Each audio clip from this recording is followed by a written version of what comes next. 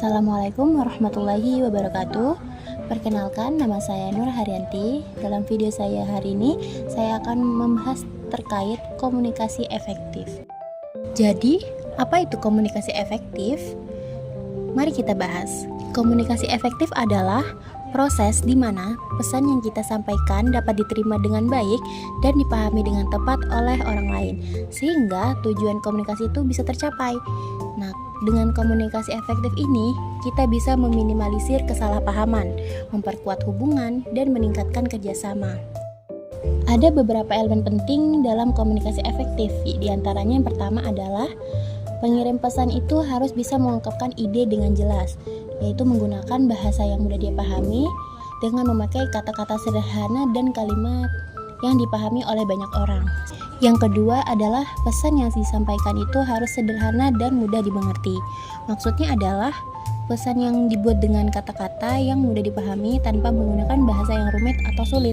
Kemudian yang ketiga, ada saluran komunikasi yang digunakan harus sesuai, misalnya tatap muka, telepon, ataupun teks.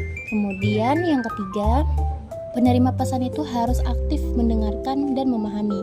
Jadi bukan hanya sekedar mendengar, tetapi juga memberikan perhatian penuh supaya pesan yang diterima itu bisa benar-benar dipahami dan bisa memberikan respon yang tepat. Kemudian yang terakhir, harus ada umpan balik atau feedback supaya pengirim tahu pesan yang diterima dengan benar. Agar komunikasi kamu makin efektif, cara menerapkannya adalah yang pertama, menggunakan bahasa yang mudah dimengerti dan hindari penggunaan istilah yang membingungkan. Yang kedua, dengarkan dengan seksama saat orang lain berbicara. Yang ketiga, jaga bahasa tubuh yang positif seperti kontak mata dan ekspresi ramah. Yang keempat, memberikan tanggapan yang sesuai dan jelas. Yang kelima, ajukan pertanyaan atau ulangi informasi bila diperlukan untuk memastikan pemahaman. Manfaat dari komunikasi efektif itu sangat amat banyak. Yang pertama, meningkatkan kualitas hubungan antara individu. Caranya dengan mendengarkan dengan baik, berbicara dengan jelas dan sopan. Dua, mengurangi potensi kesalahpahaman dan konflik.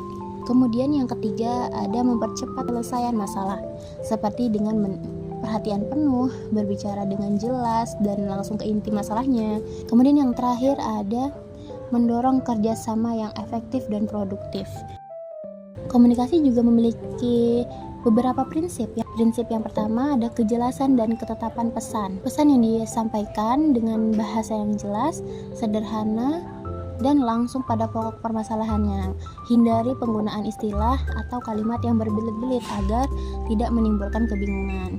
Kemudian prinsip yang kedua adalah mendengarkan secara aktif. Komunikasi bukan hanya tentang berbicara, tetapi juga mendengarkan dengan penuh perhatian. Kemudian ada prinsip yang ketiga yaitu rasa hormat dan empati, dengan cara menunjukkan rasa hormat dan empati kepada lawan bicara. Prinsip yang keempat adalah umpan balik yang konstruktif.